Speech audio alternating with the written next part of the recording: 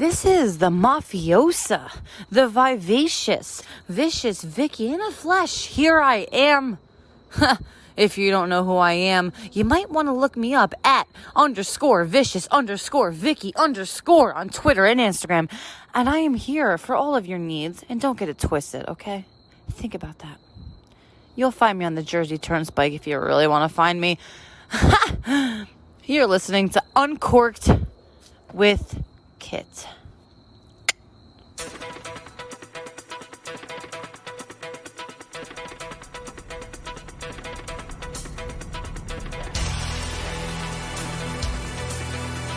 Howdy everybody, this is Kit Osborne, and you're listening to Uncorked with Kit. We know you had a lot of choices in podcasts, but you picked this one, and we hope that you felt that you made the right decision, because we certainly appreciate it. And by we, I mean me. I don't fucking have anybody else editing this shit. It's all me, and I really do appreciate it. Every week, or whenever it is I post these fucking things, I always get surprised on how many new subscribers I have. It almost seems like I'm doing the right thing, you know? But for the most part, I think I am, but there's always room for improvement. Anyway, today, my guest is a good friend of mine. He's one half of the Kirk power couple, Brandon Kirk, the Rogue. And him and I have known each other for quite a while in this wrestling bubble. I feel like we're very like-minded individuals that both see wrestling for what it is and the bullshit that's involved in it. And I think we love the fuck out of it. So anyway, that's what's up ahead. As for me, every day is getting better and better with my ankle. I'm in and out of a boot for the most part, just testing it, the mobility of my ankle, being able to put more and more weight on it as every day goes by, and just really trying to get fully prepared for what's ahead, which is NGI. On November 13th, GCW presents NGI in Chicago, Illinois, and that is, ladies and gentlemen, my return match. And, none other than the King. Nick Gage announced that on a live GCW feed, which, I wound up finding out later because he gave me a call to tell me. And that meant the world to me because it was during a very bad weekend in which I had sort of crashed my car. I slid into a curb and it fucked up my wheel. And that damage is pretty detrimental. That I'm going to have to, which is a little bit difficult. Which is why I'm also really excited to get back in the ring. I hope I, make a really big impact, and it changes things for the most part. Ever since I did hurt my ankle, I can't thank each and every one of you enough. It's still the consistent of messages that I get from all of you. It means the world to me, really, because I don't know what I would be like if I had broken my ankle, bedridden for a good amount of the time, just struggling to try to walk normal and hold a door open for yourself, it's a struggle. Of course there's a lot of people that deal with a lot more horrific shit than this, so I shouldn't be complaining, the way I did, but I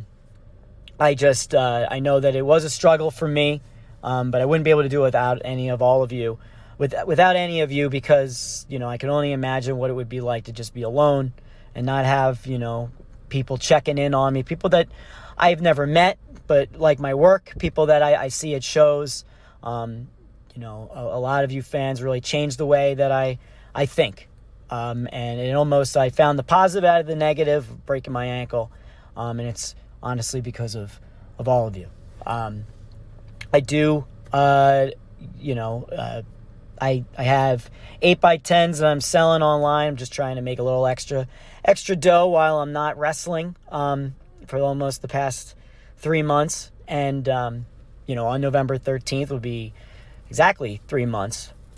So that's a little bit of an anniversary. And so anyway, I'm selling 8x10s, and I also have t-shirts available, and I have all that on my Twitter, with my Cash App, Venmo, PayPal, and all that stuff. So if you're interested, I would really appreciate it. Every little bit helps me out, from where I'm at. But, if not, then go fuck yourself, all right? Obviously, it means you don't care about me, but you just care about who my guest is, which I'm sure you're excited about, and it is the Rogue, Brandon. What's going on, Brandon? How are you? Same old shit. You know how it is. Yeah. Every day's great. The sky's blue, beautiful. It's never. I mean, I wouldn't say every day is great, but it's okay at best. Dude, I mean, do you ever watch the news? Like, they don't even talk about anything. There's nothing to talk about because everything's so great. No, not at all. Twitter's my news. Oh yeah, dude. Everybody's a big celebrity and their opinions matter. I was talking about that with Dan O'Hare, and he's like, I'm like, what's one thing that you hate about wrestling? And he's like, wrestling Twitter. It's true. That's the worst fucking part about it. Yeah, it's either, people like... It's wrestling Twitter, and then it's people in wrestling. Yeah. We're all garbage. But there are some terrible humans that we all are cordial with in locker rooms, and I just don't get it. I don't know how, you can just... It's because they're a good wrestler. I mean, a lot of the times it's popularity. Yeah, I mean, you and I aren't winning any popularity contests anytime soon, but no. I mean, it's weird, just pretending to like people that you don't. Oh, all the time, dude. It's great. It's just like working in like retail, and putting that cookie cutter smile. Is that everything today? Oh, I hope you have a fabulous day. Pretty much. Really, I mean, it's far and few between. It's far and few between. Like, I feel like I'm not on as many shows with people that I hate anymore. Mm-hmm. But there's the occasional show that I go in the locker room and like, I fucking hate this person. It's nice to talk, about them behind their back later, But yes. So thanks for coming to Uncorked with Kit. Today we're drinking Pull. It's a Cabernet. See how this and goes. I am drinking my Schopenhauer grapefruit beer. Well, it's Casey's beer. But... And it's not stale? I don't know. I don't think so. I don't really drink, so I'm doing this for you. Oh, I appreciate it. I would have thought maybe Cannonball would have done something like that for me, but apparently not. I can't even open it. So it's gonna be a sober ass show. He's straight edge. I'm not straight edge. I just don't like drinking. That's an excuse. All right. It's not an excuse. No. Not. I drank too much in college. That's why. That's the problem. I just don't want to fucking open this thing. Stand by.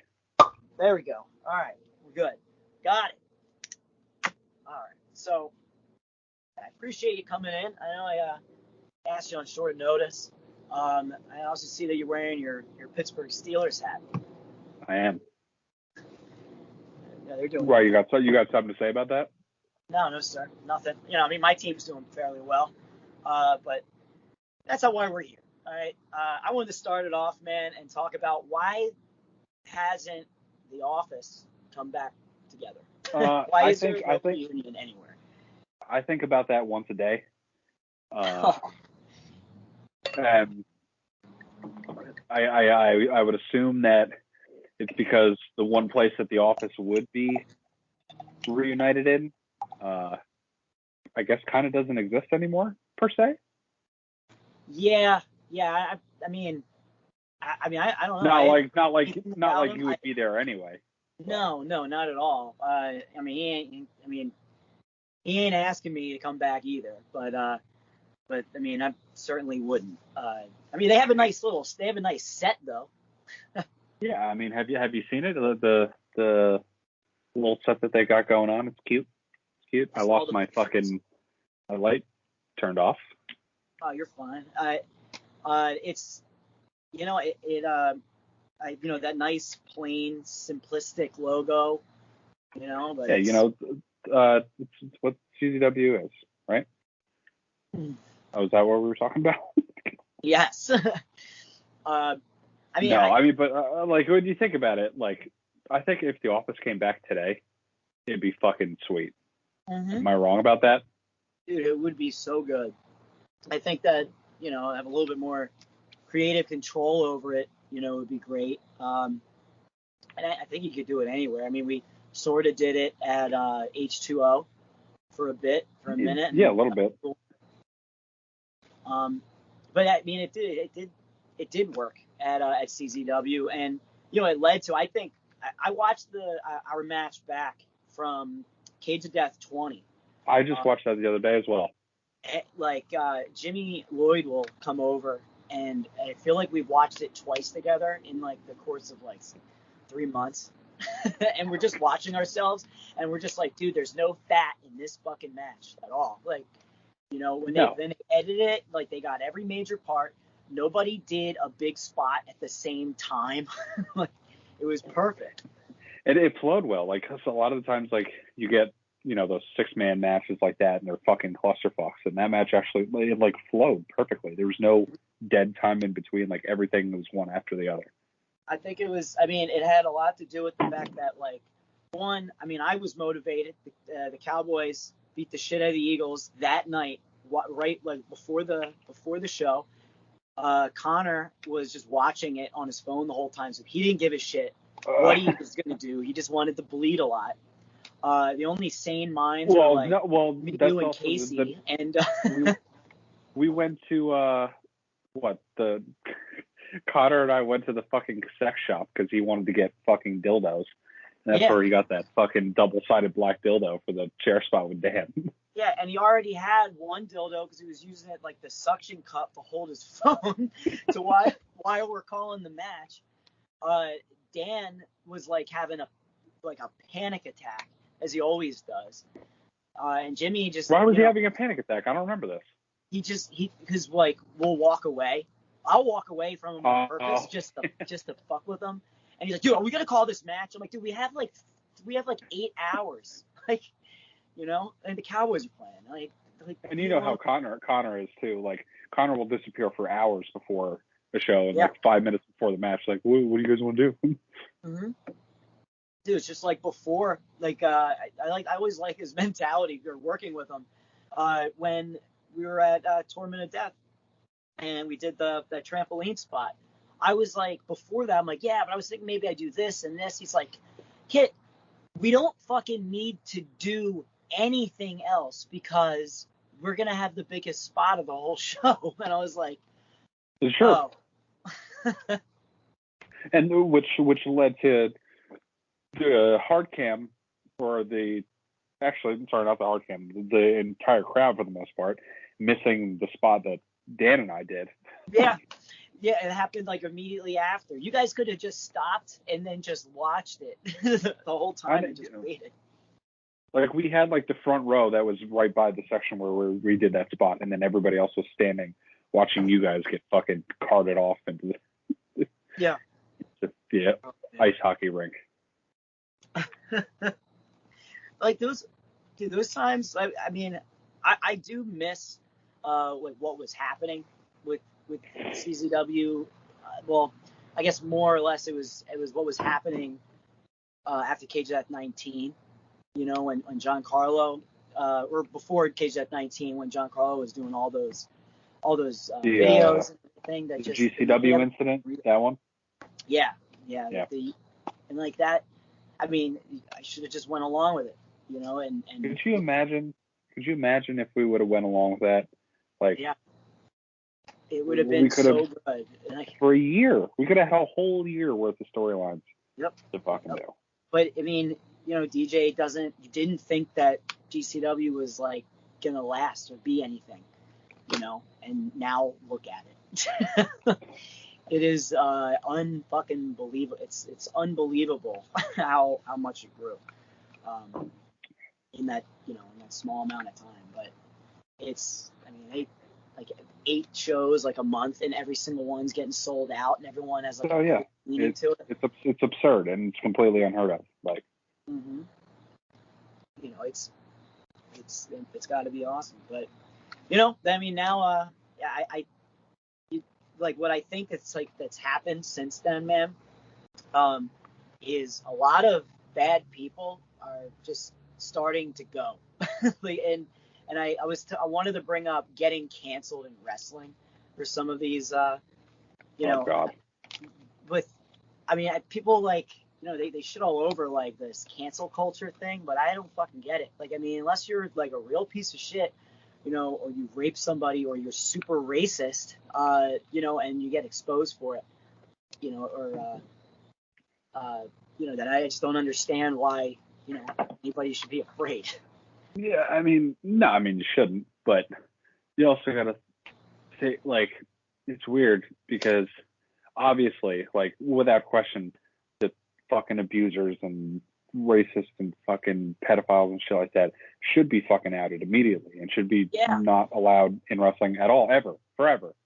But then there's people who, you know, who may have said something that may have offended somebody or something like that, you know, a decade ago, and it gets brought up, and then their fucking life is ruined.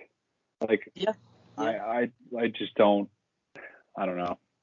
It's weird. I get, you know, that there should be like, I don't think it should all be coupled together as one thing. No, there's layers to it. It's not. It doesn't always, but there's definitely like a gap in between, you know, how people handle, you know, certain people. Like the thing, like, you know, Tommy Dreamer or whatever. Like, I don't think he said he had the right choice of words. No, and because Tommy's not a bad person. He's not. Right, he's not. But, you know, I mean, what he said was egregious, and he should, you know, absolutely. Yeah, and he took it I back. don't even, like, I don't know. You don't know what you don't know, and that's what he did. You know, I mean, it's, you know, you get interviewed and you say the wrong thing, you know, and you either apologize, you know, and slap on the wrist if, you know, for something like that, I guess. But, you know, people get offended, but it's understandable. But I don't think it's gonna destroy. Oh no, I totally get. I mean, what he said was horrible. Like, I completely agree with. No, it was awful. But like, I don't think his life should get ruined for something like that. Right. You know, I mean, I think what I believe is it all like really started. It was the WrestleMania Mania week in like 2017 or 2018 when like Rude Boy Riley you know, like I remember finding out about it the second I got off the plane, and somebody that was at the airport told me. And then, lo and behold, like you go to your first show and fucking everybody knew it. Like, and you know, it was like that was the worst time. That was the absolute worst time for somebody to get fucked like that. But you know, I mean, good. I'm glad. But what horrible timing for that guy. It spread like a wildfire. And then since then, you know, now it's, you know, really, I think what happens is anybody that they kind of bite their lip, or, you know, anybody that's like the people that are getting canceled now, you know, they're all just Trump supporters, you know? Yeah, I mean, they might as well be. Yeah, that's a terrible thing. I think lost listeners by just saying that. But I mean, at least for the most part, it seems like the people that have been canceled, like, deserve it. I mean, people try to ruin other people's lives for minuscule shit in comparison, but I feel like the people that are gone right now kind of deserve to be gone. Yeah, absolutely. I mean, you know, like Colin West, man, at Synergy Pro Wrestling. Like, the only thing, and like, you know, I feel bad for everybody that was close to him and didn't know it. You know, and that's a, you know, that's a real. I was one of those people. Yeah, And when you find that out and you just, it changes just like that, man. Like somebody's the nicest guy, ever, and, gives you everything that he can. But then, you find out like who he really is, or like how he really thinks and whatnot. Yeah. It's a shame. And then the only thing, like somebody like me, I'm thinking about is like I really just wanted to watch my match with Casey. Which has now been effectively erased from history. Yeah. I'm like, well, can't you just blur out the synergy? Like that's true. I mean, well, that's what I did. I posted a clip of me and Jordan the other day, and the synergy logo was at the bottom, and I just put like a fucking sticker on it, just said nope, and just. Oh yeah, yeah. That was great. I love that. It's funny. I had a synergy shirt, like a cutoff that I would wear at the gym, and I love fucking wearing it because I just like the logo. And then I like wore it like just not thinking, and I took like a selfie at the gym, because I have to, and natural. And then I looked at the picture and it like immediately, and I was like, fuck, can't post this shit. Like, nope. So it sucks too, because like probably some of the best matches I've ever had have been there, and like what can I, like my match with Warhorse and Homicide and Rhino, and like all the fucking best matches that I've ever had are there, and like I don't have the footage. Those matches probably no longer exist. So, yeah, I think GoPro Wrestling or whatever started doing it. So I don't know if they did it from the beginning, but I don't know. They might have some of that. I don't think it just gets deleted. Like, Chris Benoit killed his family, and it's on on Peacock. So that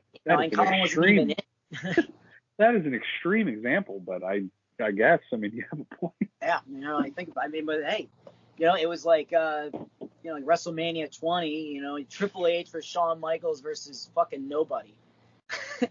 And like, but it is what it is. I want to see that match just because like it pisses me off that I can't, like, more than anything.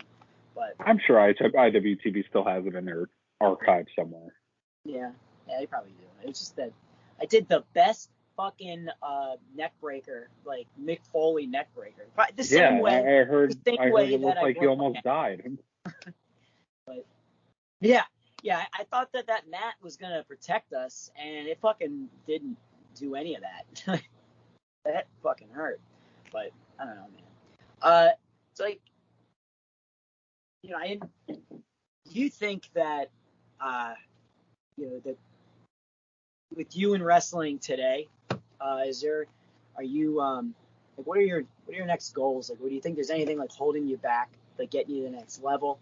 Do you ever get that feeling? Like, I always feel like, no matter anything, something good happens, or like you get a match with anybody, and it goes really well, but there's just something that's gonna it's just nope, you're not going. Yeah, I felt before like it was like the whole deathmatch thing was the thing that was holding me back the most, and I've kind of like gotten away from that a little bit, I think, because I always had that, oh, he's just a deathmatch guy stigma, and some of the matches that I've had recently, I feel like I've really broken out of that for the most part, and I always thought, I was like, yeah, it's because everyone thinks I'm a deathmatch guy, that's why I'm not going to get signed, like that's why that's just going to hold me back, but I don't think that it's that anymore. But I don't know. You know what a lot of it is. A lot of it is who you know, and when you have. I think there are ways to get that idea out of people's heads that don't like deathmatch wrestling, which is fine. Because honestly, when I first did it, it's fucking addictive, man. Yeah, it's it fun, is. and it's a good. Get like a good high from it, and honestly, so I can also, have a match with like Yuta Wheeler, or something like that, and it'd be completely fine. It's just more fun. But to get out of that stigma is to just change your attire and start, just dress pleather, electric blue, baggy pants, and you'll be fine. I feel like at this point, like I thought about this too, that doing death matches was kind of a stepping stone for me to, at least build a name for myself and get noticed. And now I'm at the point where I can show people that I can actually work. Like right. A lot of what I'm doing in H2O is just strictly just wrestling and wrestling all the students. Like to have, and then having some of the fucking best matches I've ever had, just wrestling the kids. Yeah. And they're really good. And they are really good. All of them are really good. You're doing now what I thought when it first started getting warm out, because Max fucking place absolutely freezing in February and March, and I'm like, nah, I'm not gonna do that. But going in, it was having matches with Marcus Mathers and Reed, and I was just having a blast wrestling with them because it's all new to them, and they're just a sponge, but also I'm learning from them too, and they're just having good matches, and they're and it's just, even though they're just at a student show. Like I come out of a weekend of H2O, I'm like, I'm not cut up, I'm not bleeding, I don't. Yeah. I'm just gonna do this, point where muted. I will do them, but I'm not at the point where I need to do this just to get noticed. I am that I can really. Keeps getting muted. Can you hear me now or no? Yeah, I got you. Nope, now I can't. Are you serious? No, now I can't. What the hell? Wait, you have your? No, it keeps cutting out. Is it working now or no? It's working right now. Okay. All right. But we are. I was saying that I don't need to do death matches at this point because I don't feel like I need to do them to get noticed, which a lot of people are doing right now. Yeah. I've noticed people know who I am, and now I could just show them that I can work. And at ICW that we did out in Michigan, I didn't bleed once. That's awesome. I didn't take a pane of glass or a fucking light tube, nothing. At all. Danny didn't get mad because he puts I see that he puts light tubes in every fucking match. The spectacle is wrestling fucking a hockey fucking legend. Yeah, I saw that and I'm like, where the fuck did this come from? Because I didn't, I didn't know it until you guys started posting it on Instagram, and I was like, what the fuck is that guy doing? It strangely developed organically on Twitter. I guess Justin Kyle is friends with him, or some sort of acquaintances with him. Okay. And then I just I think I tweeted at him maybe, and just started stirring the pot, and then it gained some traction. Danny's like, just keep doing it. Okay. And then he's like, I'm gonna try and get him in the pit. I was like, okay, cool. I'm gonna try again. Sure. Yeah. If I can just do every weekend, just fucking wrestle celebrities in the fucking dirt pile, sure. Okay, why not? I'll do it. Yeah, absolutely. I mean, the wrestling world is fucking insane. I mean, we saw, a couple months ago, Nick Gage main event AEW. He main evented a show on TNT against Chris Jericho. It still blows my mind, and I have goosebumps. It was the most excited fucking person at the bar when I was with Drew Parker and Jimmy Lloyd, and he's like, wow, man. I was like, yeah, dude, this is awesome. So this bizarre. Is a great thing. It's so bizarre. And he killed it. It was great, But I think that, I think deathmatch wrestling is one of those things that kind of holds you back a little. But, after shit like that with Gage, not at first. At first it doesn't, because you know the people that there's the people that are passionate about it, and then there's the people that want to do it for clout. So they go out, they've never fucking done a single thing in their life. Oh, yeah. And they go out, do a death match. Everyone's like, "Oh my god, they're so hardcore. They're death match wrestlers now." It gets them that level of notoriety, and then whether either they keep doing it or they don't do it ever again. But then the people that stick around with it, then you get that label, you're a death match person. You know? Yeah. Was it? I think that I mean that level of clout that people want, you know, to say, oh, if I bleed a little, then you know it's gonna be, I'm gonna get to that next level. And I'm not gonna lie, you know, when I first wanted to try it and do it, I was like, you know, I've been in CZW for so long and I haven't done it, and I'm like, something I should do, and I should try it. It's also gonna help, you know, bring Kid Osborne up and you know, at least get noticed a little bit differently, because God forbid, you know, you put me on a show that, you know, and then do something, you know, but it is one of those things that, you know, I mean, it created other opportunities elsewhere. And then, you know, you go from that, you get a microphone, and then, oh, wow, you can talk. And then you have a match because, you know, you're wrestling at a show, you know, against somebody, you know, actually good because of doing deathmatch wrestling and being able to talk. And then, you know, like I brought in a storyline, like you know, I was wrestling Schlack at H2O, and then I just started cutting these, you know, promos where like I'm fucking friends with Schlack. I'm gonna make fun of him the same way I do in real life. Yeah. You know, I'm gonna do it on camera, and then there's everybody in the world, you know, and their mother fucking thinking that you know, that I'm gonna die in that ring the second like Schlack sees me, and it's like, man, I got him, and then, you know, it just opens up to other shit. The Clint Osborne fucking kills me every time.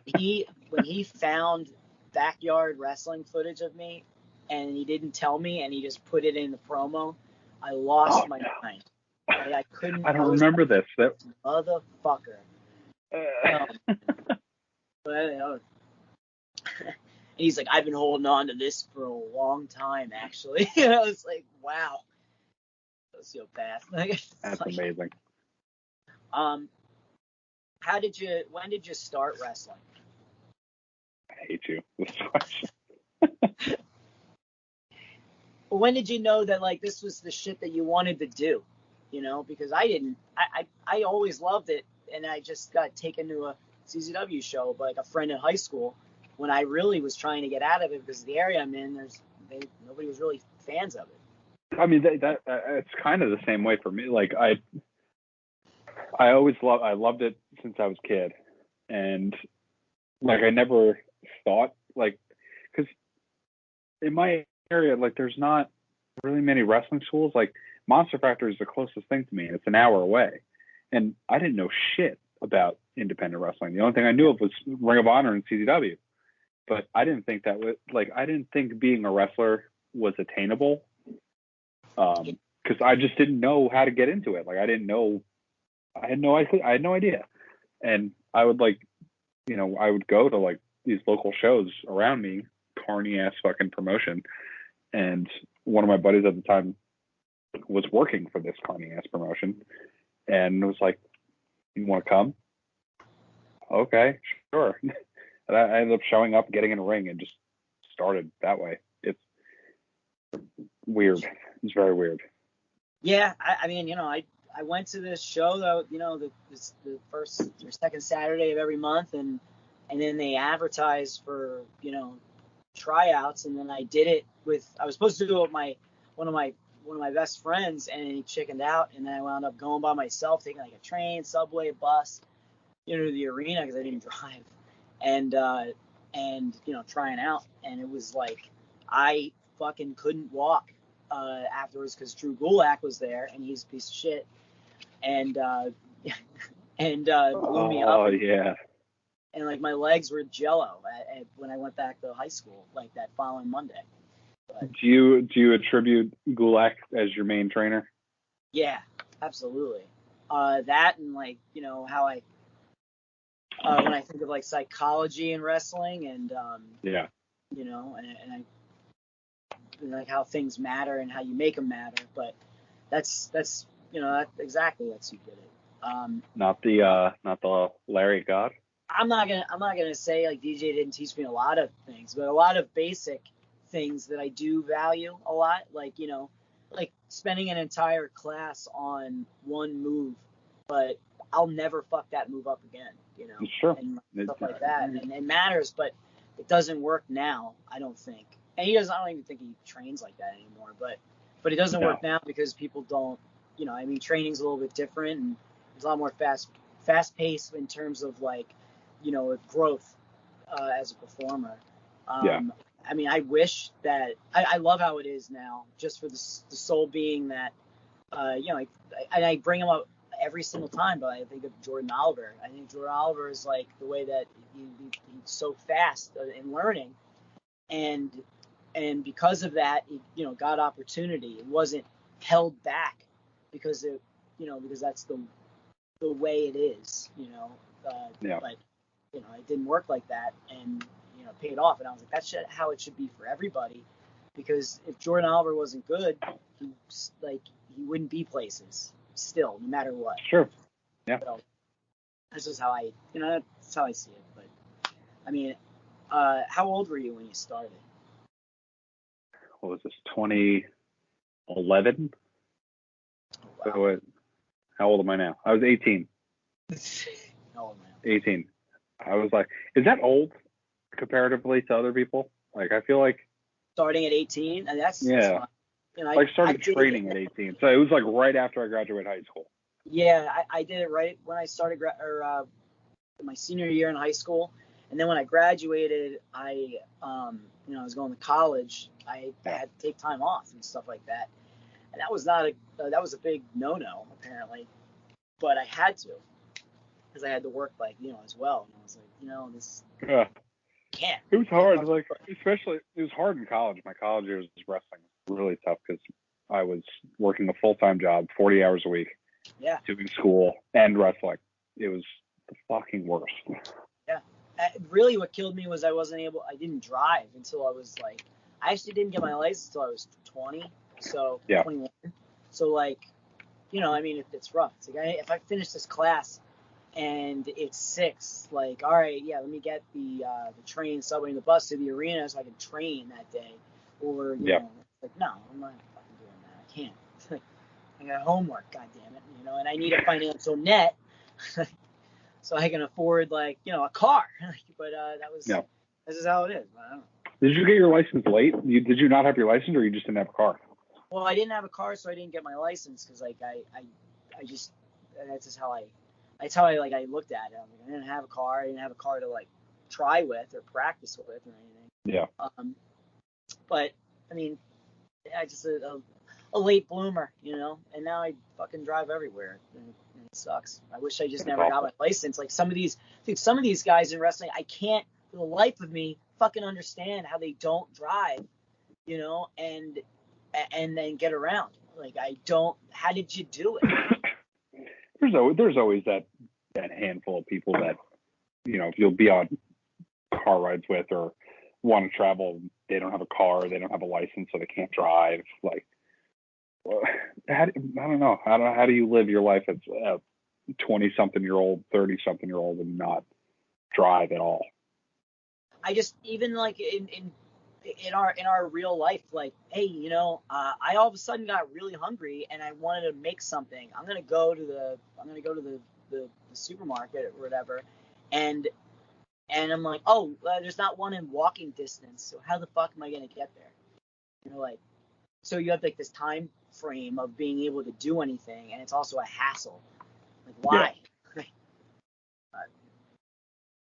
Did you think that when you started wrestling 10 years ago now, that this is what you'd be doing, and you'd be married, and your wife is literally traveling with you, doing it with you, and you guys are I have to ask.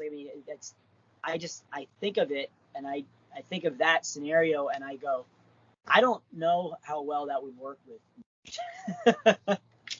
Oh yeah, I mean, no, not at all. To answer all of those questions, no. I don't know. It's so weird. Like, if I were to I can't even think of what my mindset like 10 years ago when I first started, I was like I said, I didn't know about much of what was going on around me in terms of independent wrestling. Like, Right. And like I said, besides CZW and Ring of Honor, but I didn't think those were attainable. Like when I was 18, I was like, okay, cool, I'm a wrestler now. Like, I guess this is just what it is. Like, I guess I just wrestle at this one promotion every weekend, and that's what it is. I was 18 years old. I didn't fucking know. I didn't know the difference. I didn't realize that there was other places out there. Like, I just didn't know. And I definitely didn't expect to be do fucking death matches. Yeah, that was not in the card. That was not in the cards. It. That was not in my cards at all. I had no idea. Because I guess it wasn't until I started doing GCW that, the opportunity fell onto my plate. Right. I just decided to do it and fell into it. Now I'm stuck in it. Yeah. But no, the answer is no. I had no, and being married was not in the cards either.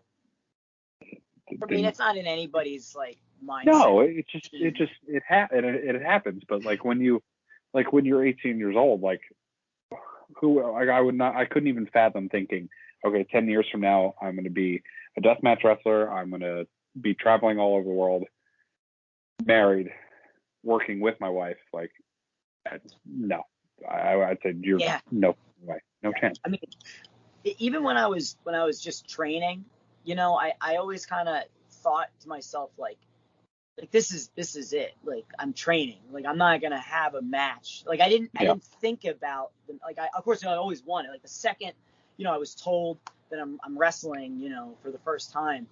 I remember having like almost a panic attack doing a practice match with Drew, and in front of nobody. But I was just like, oh no, like that it didn't even cross my mind. I just thought I would always be in a class. I guess I don't know what it was that made me think that way, but but it just didn't even exist of actually having a match. And then you fast forward, like, I didn't fucking think I was gonna be wrestling or deathmatch wrestling, and and I also didn't think that it would have like this effect on my mind where it's, even when I got hurt, I thought, well, maybe I'll I can't watch it because if I watch it, I want to do it. It's gonna upset me, and I'm just frustrated, and and then it's like literally the only thing I think about. It's weird. I'll be anywhere else with like my friends where I live that aren't wrestling fans, so I don't bring it up. And if they don't bring it up, like, I try not to. But then the second I look at my phone, even if it's not something that is wrestling, I search for it, and then I just consumes your life. It completely consumes your life, and that could be a good thing, and it could be a bad thing too. Right. A lot of the times it's bad, but sometimes it's good. I mean, I just don't see a time in which like I could ever stop doing it in some capacity. So you physically can't anymore. Yeah. Like, I mean, like when I broke my collarbone, and and then I start feeling every time it's starting to rain, it's gonna rain, and I can tell, that it was like the first real injury that I had, and that was like 7 years after, training. And then, breaking my ankle now, and I'm like, I think about doing a baseball slide out of the ring, like, a lot. And I go, and I did it all the time. I just did it on the opposite leg, that I finally realized. And then all I'm thinking about is like, can I do that again? Like, can I do that move anymore? Like, I haven't taken a buckle bomb, since Nate threw me out of the fucking ring. And it was all my fault because he was like, yo, kid, I can't see. And I'm just like, you're fine. Like, I already had broken my collarbone in the ring in the beginning of the match. And then because he threw me out, I landed on my wrist, and I broke that. So try wiping your ass when you have a broken right collarbone and a broken left wrist. Tell you, it's the only like real injury that I've ever had in wrestling is I fucking fractured my shoulder taking a fucking flapjack.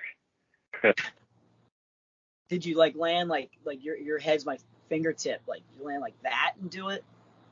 Normal, but on my way, can you hear me now or no? Yeah, I hear you right now. I took it normal, so I went up normally, but on my way down, I turned, and I landed right on my fucking shoulder, and it was excruciating. Like I had to I went to the hospital, they fucking popped it back in, like it was fucking awful. Well, was it a fractured shoulder or a separated shoulder? Or a separated shoulder. Oh, okay. Yeah, I separated my shoulder. I thought it was a separated shoulder because I've never had it before, but I just thought, well, I've never had this feeling, and I know that I landed right. Like I watched it back, and I was like, that's just a beel off the top, and I landed completely fine. I don't fucking get it. And I'm like, you think about that, and you go, dude, I watched me break a toe when I'm just getting in the fucking ring, or I'm just walking up those metal steps, like I don't know, man. I think that's what it is. It's gonna be like a point where I just don't want to ever be that guy where, and I say no, I don't do that anymore. Like I'm afraid to do a buckle bomb, but I'm not in pain for doing it. Like, that's when I think it's like I gotta go. When I start thinking like that, that bump count, happens. Yeah, but that's for a while. That's totally like natural, and it's not unhealthy to think like that either. Like if you do something and you're like, wow, that fucking hurt. Like I don't want to do that again. Like I'm just not gonna fucking do it. Like there's things that I've gotten hurt on, and I avoid them entirely because I just don't want to get hurt again. And I don't think that's like necessarily a bad thing. Like you really got fucked up on a buckle bomb, so I don't blame you for not wanting to take a buckle bomb anymore. And there's no reason that you need to fucking toughen up and take it. Like you don't need to. Right. Right. Yeah, and it's not about whether it's somebody that I'm trying to think, like somebody who does that move all the time. Like Nate has given me that move a million fucking times. Yeah. And when I say a million, like maybe like 4 or 5. Okay. And every single time I was like, I fucking love this move because it doesn't actually hurt. It just looks more brutal. And when he did it, it was like it was all my fault anyway. He was like, dude, kid, I can't see. I'm like, really? Like I was too busy thinking about this because like it wasn't. I was like punching him with my left. Yeah. Like an idiot, like looking like you like throw a ball with your opposite hand, like like that's exactly how my punches look. And then I was like, I can't move my fucking right arm anymore, and I could have just moved his fucking dread, and then, but I could have just did that, but no, I was like, dude, just fucking do it. It's the last spot, like And then there he goes, wham, right out of the fucking ring. No reaction from everybody. And everybody walks out in silence. like it's a funeral. Was it worth it? Was it worth it? No, it wasn't. In Dojo Horse? No. The only thing that excited both of us, because we liked working with each other. And it was at Halloween Havoc where I got to be DDP. And I made my hair all fucking wild, like his, and I wore paper towels around my my waist to look like how he does because he had broken ribs because I didn't have a bandage. Why did you just get ace wrap? Why'd you fucking paper towel? I didn't think about it. Like I just didn't. Well, I didn't have time to stop at like the store before. Oh no. But I remember that, but I just was like, oh, I'll just use paper towel, and it's gonna look great. And then I was like, oh no, I don't need this because I do yoga, DDP yoga. God.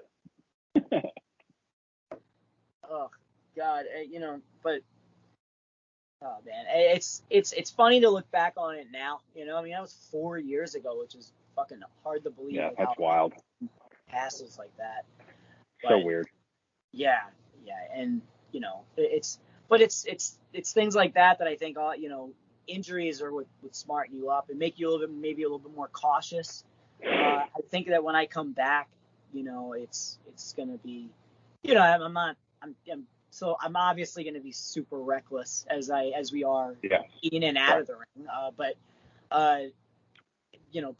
I'm just gonna be like this happened because I did a baseball slide. So, Billy Starks, when we did the spy, I was whipping her off, and she was holding on to the ropes, and I was like, oh shit, you know what? Fuck you. And I come running at her, and she's gonna like try to do something, but I duck, or I don't duck it. I slide out of the ring. When she reiterated it back to me, she said her left, and I was like, well, I slide on my right, so I can't grab you. But I didn't even think about it until I was in the ring. Yeah. And I was like, oh, well, I'll just do it on my left. And I overthought about it, and I was like, wait a minute, I've never done this before, but I got to go now. And then I just did it, and it was just the worst baseball slide of all time, and then broke my ankle. So, but there you go. It's like Sid doing the fucking big boot off the top. It's a freak thing. One fucking foot, like the hold his 350-pound ass, like, So I mean, it's just a freak thing. Just freak thing that fucking happens. And now it's like made out of metal, but it's just it. What I mean, I feel like you have to wear like a fucking cast on your foot now when you wrestle. I already invested in like ankle braces that I could wear inside of like my boot and stuff like that. So stuff that I'm like well prepared for. And it's just I think I'm not gonna like. I think maybe at first I'll probably really. It's almost like you're really in like a match when somebody's going after your leg, and then you're like trying to keep them away from it, But I'm gonna be doing that fucking for real, and they're like, no, I'm not gonna work. But I mean, at least for now, because dude, when they took that cast off, dude, it was the size of my forearm. I thought it was the grossest thing ever. It freaked me out. The nurse. The bone wasn't popping out, was like, it? It's gonna go back. It's gonna go back just fine. And I was like, okay. Was the bone sticking out? It was like my foot wasn't attached to my leg. Yeah, dude, it was going like that. Yeah, the fucking dangly foot. Yeah, I couldn't. I could move my feet, like I could move my toes and all that. I couldn't move my foot, like, and I was like, this is. I mean, I knew it was broken. It didn't hurt. It just pissed me the fuck off because I knew how like it was gonna be, detrimental to anything that I had because. Before, like I had all of August, I was gonna be in, Vegas, Texas, to beautiful Milwaukee, and like North Carolina in like 2-3 weeks time, and I was like, and I had all these things, and then it was just nothing, and I was like, you're like, man, and it's hard to cope with. Sometimes because like we're in a world with Twitter and all that stuff, and if you're not in the eye, like if you're not on everyone's radar at all times, then people forget, so that's why you have to keep busy, keep people remembering who you are until you get back. My first thought with social media was trying to like disappear, and then like having like little things in there, like, hey, I'm still alive. I just I don't want anybody to see anything. And then part of it was, well, one, I can't stay away from it because I'm doing literally nothing to occupy my time. I'm going to the gym anyway, but I'm like awkwardly working out, and it sucks. And you watch everybody else. And then the other part is like, when it fucking broke, same thing with my collarbone. I remember like Chris Hero hitting me up when I broke my collarbone because of when like Max Caster, shared it. I don't know if I'm allowed to do this, but I'm gonna do this anyway. And then and DJ getting mad. Is he the one that posted the first? Clip? The first clip, like he recorded it, and then he posted it, and I was like, dude, I'm cool with that because that's like low-key kind of fucked up though. What's that? That's like kind of fucked up though. Like, oh yeah, but and that was the thing. I was like, dude, if you thought that it wasn't a good idea, but then you did it anyway, it's like maybe you could have just asked somebody if you could post it. But yeah, at the same time, just to think, like that was 4 years ago, right? Yeah. Like, what is Twitter now in comparison to 4 years ago? Like, like the whole world would have. I mean, how many views do you think that video had in its peak? Dude, it goes viral almost every year. I swear to God, I'd be surprised if, like, you know, I'm like, you know, in my fucking 80s or some shit, and whatever shit is you know, popular then goes viral, and then they just go, Grandpa, did you fucking see this? And I was like, yeah, I lived it. So, you know? So you thinking what? It's probably got to have over 1 million views at this point, right? Yeah, Probably millions of views. Plenty. I mean, because it gets reposted by other people, and millions of views, definitely. But dude, you should have put that on fucking YouTube and fucking made money on it. Yeah, I'm aware.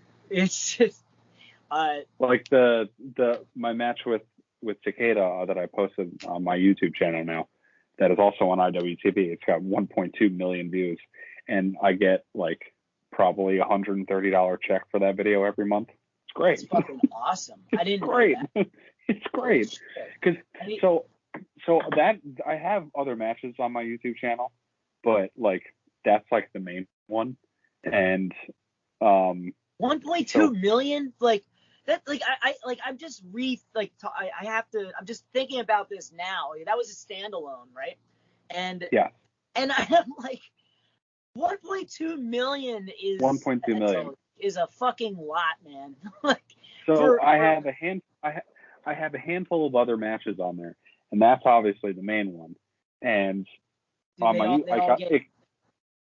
sorry, go on. Yeah, they get a couple thousand views, but it got me 7,000 subscribers on YouTube, which is just odd. I don't know how. 3,000 away, man, from being able to go live on YouTube, which is kind of a thing. But like, yeah, and I'm in the creator thing or whatever, so I can put ads and shit on my videos. Like, I had that fucking Takeda match loaded with ads just to keep fucking to keep getting money. I honestly haven't checked it in a little while, so it probably has more views than it. Yeah, quit fucking bragging, all right? Just quick humble brag. Let's see. Yeah, I guess I might as well just get that part and then just put it on YouTube now. I watched me do it tonight. It's up to 1.7, so I gained about another 500,000 views since I last looked at. Yeah, I think what I'm gonna do is I'm gonna find that video and the Halloween Havoc. I'm just gonna get that part and be like, hey guys, here's me fucking getting fucked up 3 years ago. And the thumbnail should have nothing to do with it. Maybe just like a picture of your ass or something. That's how you get the views. Oh, 100%. And it's not what people think. It's just you breaking your fucking whole body. Yep. Exactly. Dude, that's how it is, man. I mean, that's how, like, I see, you know, some people that I may or may not follow, you know, just have like 600,000 followers on Instagram, and then, you know, one picture of a certain body part, and then next thing you know, they have like they become influencers, and their opinion really matters. And you know what? I respect it because it fucking works. You know. Like, yeah. It fucking works. More power to the girls that have their OnlyFans and their fucking Patreon, and they make a fucking living doing it, and it's brilliant. So jealous. It's brilliant. Yeah, it isn't me finding anything like. I mean, I don't mind any of that at all. But my bitterness is only towards the fact that I can't do that. I mean, you could. I guarantee if you made a Patreon, you could definitely get some subscribers to it. Dude, I got fucking you can't tell me that you don't have people in your DMs that are asking you for your gear and like worn shit. Yeah, I get that, and I get socks, and then I get, dude, you know what it is? it's the ones that start off a conversation with "Hey," and then I don't Do you have any? respond, Yeah. and then they send it like 8 more times, over the course of like 3 months, and I go, I could probably make a lot of money off of that guy. I just sold all of my the gear that I wore in where did I wear? My fight shorts. I sold my fight shorts with the kick pads and knee pads and all that shit for a whole fucking set just to one person. Gave me a couple $100 for it. I'm like, okay, sure, why not? Like, I don't care. Like, and like the singlets that I buy and I'll sell them. I get them for fucking $40. The pants I get are for $30. Sell for double the price. Like, yeah, dude, against all odds, man. You steal my attire every time. Like I had red, and the next thing you know, I look over and you're like, "Oh, hey, man, I was gonna wear red tonight." No, you go, "Yeah, were you? Were you?" you want to talk about the biggest thing that I've stolen from you? Please. Oh no, go ahead. No, I'm not. Are we talking about the same thing? What? I was talking about pocket sand. Yeah. Okay, that's what you're thinking of? Yeah. Maybe. Well, hey, at least, at least I give you credit for it. Yeah, I know. I could very easily be on Twitter right now and say, I started this. Pocket sand is mine. Dude, but I'll get tagged in it. That's how I figured it out. I was like, oh, all right. And that's the reason. Like, don't even bullshit me. That's the fucking reason why you said it afterwards. You're like, oh shit, they're commenting on it. He's gonna get all hot about it. But I'm like, dude, I didn't invent it. Like, they'll gribble. No, I know you didn't invent it, but you're the one that just did it recently. Yeah, I know, and I fucking love it. It's my favorite spot. It's the only thing that dude, it's all I got, man. I don't got that much, Like, I get a mic and I kind of say the same shit, and I reiterate it in a different way. That's it. That's all I got. And then with this. I mean, you damn well know that. You damn well know that any matches that we have going forward, if we're tagging with each other, like double pocket sand, dude. It's a finish. That's the gimmick. Oh, 100%. As it should be. But yeah, I mean, maybe I should sell pocket sand on like my online store. I already I'm doing that. God damn it! What do you mean you're doing that? Are you really? I bought a whole you'd say it here. I bought a whole box of little satchels, or that's what they're called, like the bags. Yeah. Like that are made out of like that brown shit, that brown and then you like a potato sack.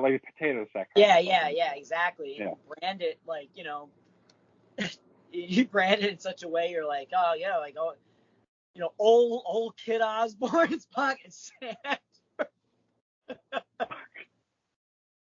Oh, that's fucking amazing. Family remedies, like that type of shit. I have that's so good. I have the picture that I'm gonna put on them. I just have to figure out how to do it, like how to brand them. It's just because it's weird, but So then, should I not talk about how Steve, the hot sauce guy, wants to do the Kirk's pocket sand as a bundle with the hot sauce? Motherfucker. Dude, I mean, it's not a monopoly, so I guess it's just gonna be whoever they like more. Who can? This is our competition. Who can sell the most fucking sand? We would have a whole storyline based on like me on my soapbox sand, trying to sell it. Like it's a fucking my God, what's it called? Not a remedy, like not a serum or whatever, but that like old drink. Oh, if you drink this, then you'll never have to deal with. Oh yeah, yeah. And then there's you over there in the other corner. You don't want to buy it from that newspaper company, like that type of shit. We're just outside the fucking H2O building, just on milk cartons, just selling sand to all the wearing fucking overalls as we're doing it. We're just... Buy the Kirk stand. It's better. Yeah. It's softer. It's wider. It's softer and wider. You know, I mean, his stand, if you really want it, I mean, it kind of couples up together like it's fucking rocks, you know. But I guess you just throw rocks at people, you know. You're not trying to blind them. You're trying to bludgeon them. You go to Brandon. But if you want to come to me, top of the line sand, you know, sand that you can trust your kids with, you know, like that type of shit. It's like that kinetic. What is that? What's that fucking weird ass sand that like the kids Yeah, set? the kinetic sand where underwater you can shape it, like, and then once you take it out, you're like, oh, it's brand new. It's like regular sand. It's just purple. Jesus Christ. We got our story when you come back. Yeah, I think that. So, I think like something like this, man, which leads me into it, because cutting it close is. I wanted to know, like, what's your fucking motivation? Because mine is when you have a good story, you know, or something that's like something I know that I'm gonna talk about later. Like this joke that we're, you know, that'll be posted. Like, you know, I mean, yeah, people will hear it, but god damn it, I bet you they'll fucking hear it, because when I see your fucking shit out there, I'm gonna be like motivated. You know, like I need to figure out, you know, I'm like, this motherfucker ain't stealing my goddamn sand sales, you know, and then create a thing. But it's something that we're gonna, you know, like later on, we're gonna have a beer about it and fucking laugh our titties off in like Orlando about it, you know, at No Peace Underground, you know, and Exactly. you know, and that's what motivates me in terms of like when I get to work with my friends, and then, you know, what motivates me in wrestling is just, you know, it's that constant wanting to progress, but it's also that being held back. So, like, I thought about this a lot, like, recently, because, like, I have, you know, there's good days and there's bad days, and I think you know what I'm talking about. There's good days where you're like, you're feeling yourself, you're like, I can get signed tomorrow if I fucking want, if I really want to. And then there's days where you're just like, and this shit's just not going to happen. Like, no matter what I do, like, I'm just never going to get ahead. Yeah. And, you know, sometimes there's a lot more bad days than good days, but then on the good days, like, it just feels great. And, like, those are the days that I want to keep striving to have. Like, you know, and even on the days where they are bad days, and I just think, fuck, man, like, it's just not going to happen. Like, it's just not in the cards. Then, like, a fucking cool ass match that I'm about to have pops up, and I'm like, okay, this is cool. Like, and then it just keeps me going forward. Like, just type that, like, just say right. yesterday, I'm like, fuck, man, this isn't gonna happen. Like, I'm just, like, why am I doing this? And then I'm wrestling Homicide on Saturday. I'm like, okay, this is really cool. Like, this gets me excited. And then I'm just like, it's like the fucking stock market, man. Yeah. Yeah. Seriously. It's crazy. And like, there's just stuff like that. Just doing just everything that's cool that I get to do that pops up. I'm like, all right, fuck, this is really cool. Like, all right, let's fucking do this. Let's go. You know? And that's really what 100% keeps me going. That's what happens to, I think, to all of us. And then what you know, and like, it's the amount of success. We're just gonna say success for the lack of a better term is. I mean, when something's cool like that, like you get the rest of fucking Homicide, and then there's like nothing, and it slowly declines or whatever. But, you know, and then all of a sudden one day that match with Homicide goes viral for whatever reason, right? Or something happens, or like, you know, the right person fucking sees that match, you know, and then next thing you know, you get another opportunity, followed by another, and then you just keep fucking going up until it's, you know, and then at that point you don't have that down depression shit. Yeah. You know? It's equivalent of like seasonal depression, you know, and then when. Like, for those listening, like those in our area in the Northeast, you know, in February you want to fucking kill yourself. So and then you have that high, and you just keep going. And then that's how you get more and more, because you're constantly motivated. You're willing to do a promo. You're willing to do this. But that depression, underneath, man. Yeah, and then like every aspect of that one cool thing that pops up kind of motivates you too. Like, I made a promo today. Like, I just fucking put together a promo today for me and Homicide. Yeah. I'm like, man, fucking 2006 me would be freaking out right now. Like, even though I've wrestled, and then I think more, I'm like, man, this is like the third time I get to wrestle fucking Homicide. Him and I are fucking boys now. Like, just all that stuff, just fucking, I'm just like, this is fucking sweet. And then I think more about the stuff that Casey and I are doing. I'm like, this shit's really fucking getting over. And, it builds up and then just. I know. It's just something like that. It just clicks in your head. I mean, a lot. And it's nothing. It's nothing in particular. Like, there's not one particular thing that'll trigger that. I mean, sometimes it does. Like, sometimes I'll see people that you see the wrong people end up do something, and you're like, dude, I can't be bitter like this. Bitterness is what brings you worse and brings you more bitterness down. Is a real thing. And everyone says, oh, don't fucking be bitter. Just care about yourself. You have no idea how hard it is to not fucking be bitter. Yeah. Like, if I see, like, I've been wrestling for 10 years, and I see somebody get fucking extra work and get a match on Dark who's been wrestling for a year and a half. I'm like, I'm fucking better than this person. What the fuck? Like, why, like, it's just, sometimes like, shit like that will trigger it, but other than sometimes it's just like, man, it's just that kind of day.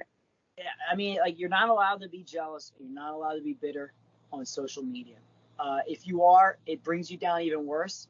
You're gonna hear more shit, So it's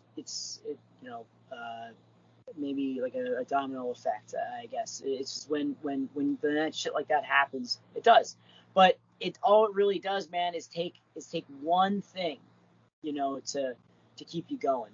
And I'll be honest, like, when I got fucking hurt, not even the second I got brought to the room over, I got carried out to the room over, and and I'm putting it on the chair, and there's Brett is,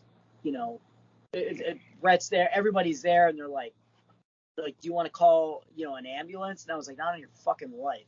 Do I want you, like, absolutely not. Are you insane? Like, I didn't get stabbed, but no, I'm not trying to go bankrupt either. Yeah, and I get my phone and I look at it, and I had 200 messages, like, not like tweets or like whatever. I messages from people that I guess were watching the show because it was free on YouTube. And I was like, it happened less than 10 minutes ago. And when I got it, I was like, this is the shit, and it made me a little bit more positive in that situation where I knew mentally right away that I am out for like a couple months. And, and it's things like that. But then guess what? It stops, or it comes a little, every once in a while, but it stops, and then you immediately forget that shit happened. Yeah. I got wrestling Gage. Like, that's my favorite independent wrestler ever. And he knows it, but he's a bitch, and he's been one for years. But like, and I think about it now because they got even before I got hurt, was like, we would hit me up because we were talking about like working out together, and I just made it happen. We would work out like several times together in where he's at, and I'm just like, man, to go back, it's like, man, 18-year-old me fucking knew that I was gonna be like hanging out with this guy. Like, now you'd be losing his shit. Also be really confused, but but those are the things that, like, you look back and they kind of bring you there, but it doesn't, because we live in this real time where what we did last week. It's fucking last week. Like, I don't rewatch all of my matches. Over and over and over again, because it doesn't motivate me. Like, I need a future, and so that's what I think. I think we're in the same thing. Yeah, and like it's not just us that don't, go back and watch our matches or, reminisce on what happened weeks ago or months ago. Nobody else does either. Like, that cool thing that you did a fucking week ago, everybody else forgot about that too. Like, Right. time to keep fucking moving. Especially now. Like, Yeah. people now, they're like, people don't really watch entire matches anymore. Like, for the most part, No. man. I think about, I brought you up in past, so I mean, I don't know why you don't subscribe to me and listen to my podcast, but I brought you up because I was joking, because I was saying we were talking about the same deathmatch wrestling, and like that's what you're perceived as, and I use you as an example in it. I think it was with Dan, but it doesn't matter. And all I said was I watched some clips of you, and I don't watch your full match. Like, I'm sorry, I'm busy. I don't either. And I was like, he fucking like, like those intricate like, spot, like within like a 30-second, within 30 seconds, and you're just like, holy shit, like, I don't want to wrestle Brandon. I can't remember that, and but it's weird. I do have an excellent memory in matches, unless I get fucking rocked and then I forget everything. But. Yeah, and I'm all about like just doing like chops and going hard because, well, for me, I'm just like, I'm the small guy, so if I keep going and keep taking it, it looks great on me, even if I lose the battle, but but that's like one of those things like where I would see your clips and I would go, and I just keep watching it and I go, that's fucking nuts. And including the way that you sell, and it's not just me like blowing smoke up your eye. I literally have watched. I use you as an example. Where I can put you in any scenario. But I wear many hats. Many hats. Yeah. Right now you're wearing a shitty one, but it's just.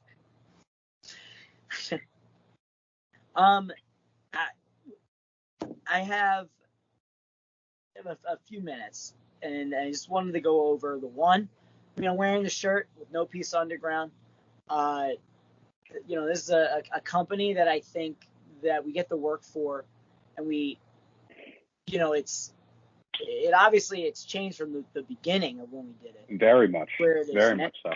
But it's I mean, I don't think it's in a bad way at all. I think it's in a great. No, it's just, I mean, the production is better. The talent.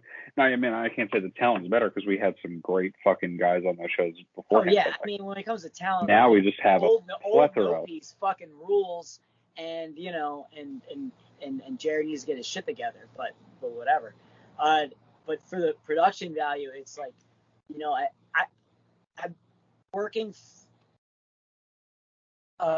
for them has, it's absolutely like some of the, it's exactly what I think, every promotion should be like. As much as it sucks to fucking bump on a stage, I agree. Right. I mean, it's also the reason why I brought up the no piece is I was going to bring up no ring wrestling and how, like, I just wanted to know what your first thoughts of it were when you were like, because my first match was against Joe Gacy, and we were like, we both never did it, and we were just like, I don't fucking know how to, we were like, the whole car ride was just him and I going, yeah, but does that make sense? And then we're like, well, does it have to? and that was and that was like that was it. And then it became, well, yeah, it actually has to make more sense because they're so fucking close to us. We can't talk. If we talk, it's we have to be more snug, and and we can be funny, but we also have to be serious. And it was a different thought process. I feel, and at first I feel like, because Connor was the one that introduced me to it, and at first I was like, man, everything's gonna fucking hurt, isn't it? And he's like, yeah, everything fucking sucks. Like, Of course okay. It's that. And I'm like, do we even how do we do this? Like, do we call spots? Like, not really. It's really just like car crash, car crash, car crash, car crash. I'm like, okay, cool. Like, I watched the fucking videos. I'm like, this is fucking dope, but it's gonna suck because, my God, like, how it is. Like, there's 10 fucking matches on the card, and 8 of them before your match are death matches, and there's fucking mountains of glass everywhere. So even if they would fucking sweep everything up, you're rolling around in glass instantly. Like, your first bump, you're rolling around in glass, and it sucks. But the environment's fucking sweet, though. Like, yeah, especially when they, when they're surrounding you like it's a bar fight. The last one I did was with MV Young, and I mean, thankfully, like, he has the same mindset, where we're like, first of all, he showed up late. He's a fucking asshole. He lives in New York, and I don't. He showed up late, or you showed up late? He showed up late. I was there fucking early, which is very rare. But anyway, he showed up, and I was like, listen, but it gave me a time to like listen to everybody else, which is what I want to do anyway, because if they're young, and they have all the weapons, and they have a bunch of weapons, I don't need to pay attention to what they're gonna do. I need to pay attention to like the ones that don't want to bump, because most people don't want to fucking bump. We don't want to bump that much on hardwood floor, clearly, but we want to. But when we do, I try not. I actively try not to as much as possible. But when we do, like, we want to make that one spot fucking count. Like, we want to make, because we know how bad it's gonna suck. Yeah, like, so when we listen to like anybody else that's there doing it that is obviously actively doing the same thing, we go, okay, so there's a funny match, great. Like, okay, so we don't want to be. There's only like 3 matches. Like, the last one we did was at Casanova's thing in Brooklyn. There was a funny match. Remember you guys wrestled in that fucking barn or whatever it was outside? Is that where the pocket sand? Where did you wrestle? Were you given the pocket sand? Was it in like a barn or something? Oh, that was Casanova's parents' house, and it was a mow the lawn match, because like the loser has to mow the lawn, and it was at the shred shed. Yeah, and I was like, dude, we need to do rake the leaves, like, fucking. Did you actually have to mow the lawn? Well, I didn't. He did. He didn't actually have to do it. He wasn't gonna do it. That lazy ass shit. He's working out in the shred shed either. But it was like that cinematic match that was like. Yeah. It was right after like Taker's shit, and I was like, and this was awesome, and That's where everybody was doing the same fucking cinematic match fucking shit. Yeah. Like. Yeah. Exactly. But I mean, it was funny. It was very funny. Like, everybody else trying to be weird and serious. Well, was that the origin? Is that the introduction to the pocket sand? No, it wasn't. The first time, oh man, fuck, I don't even remember what was the first time I did pocket sand? Oh, you know what? It was actually the shellac, and I did it with like the powder, but I saw the idea when I got it was I saw Dale Gribble do it, on King of the Hill, and then I was like, well, I don't want to just like throw it like a baseball. I want to be like, and it was. And that's the best part, especially when you catch people off guard with it. But that's why I enjoyed doing it. That's why I got a pop when I did it to Mickey, because I don't think anybody was expecting it. It was great. It's great, and especially because you and I wear pockets. We have pockets, and what we wear now. All the time.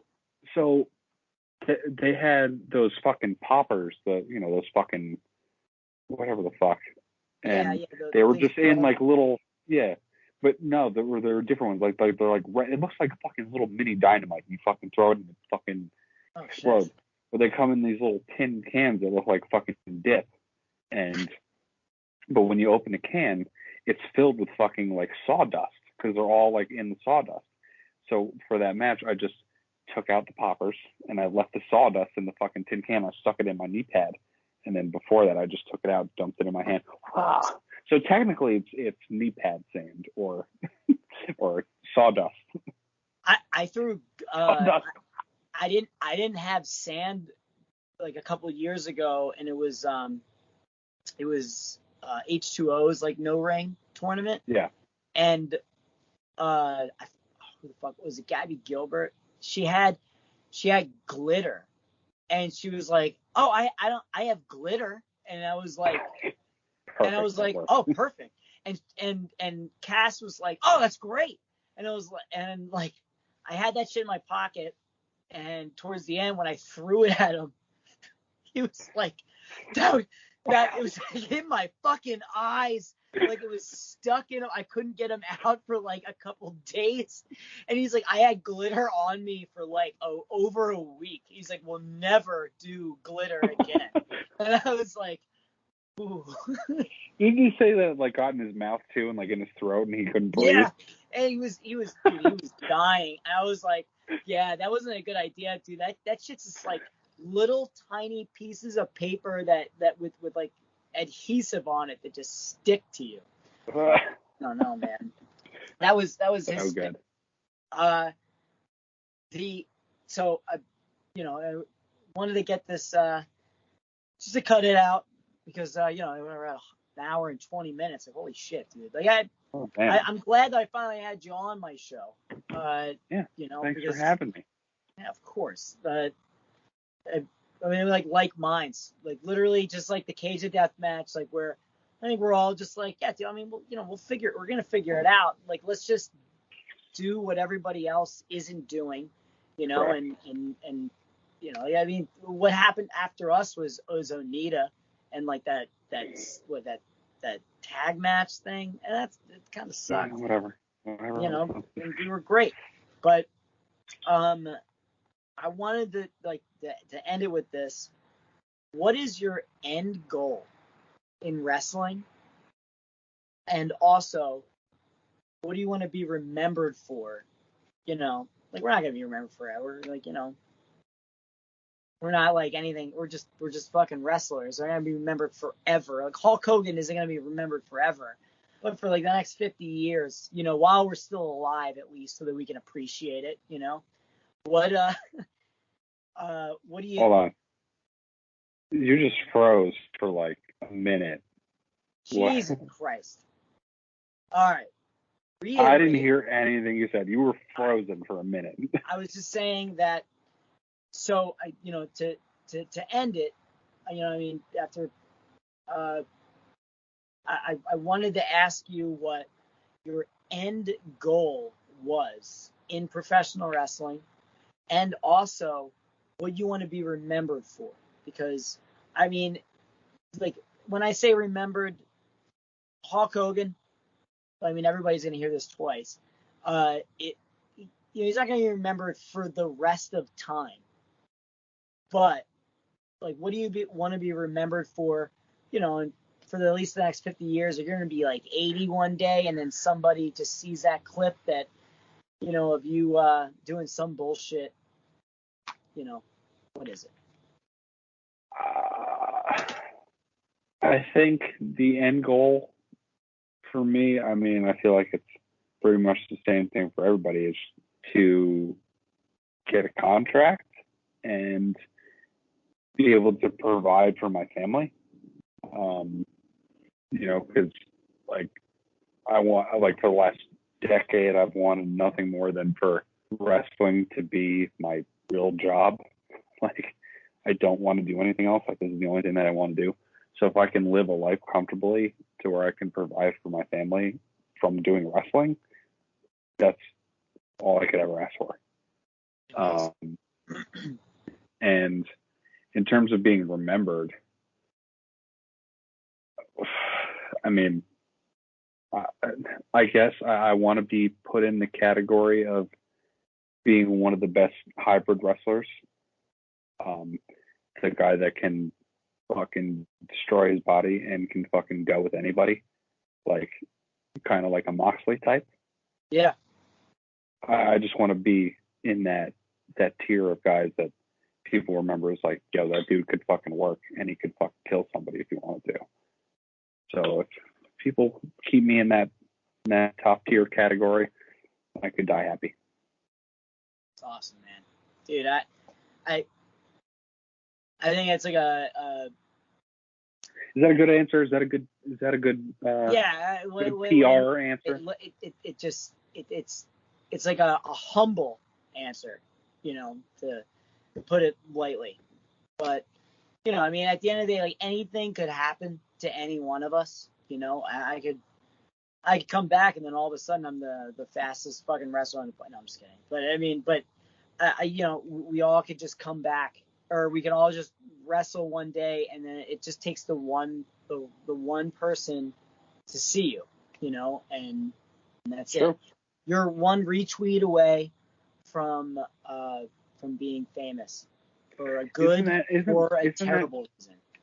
Isn't that fucking crazy though? Like, to think about that. Like, all I need is that one viral clip or that one person to retweet something, and then the right person sees it, and then that could get me a match on television. Like, well, that's where like bitterness comes from, man. Is because of, you know, like what I said before, like minds to the point where, you know, we kind of overthink.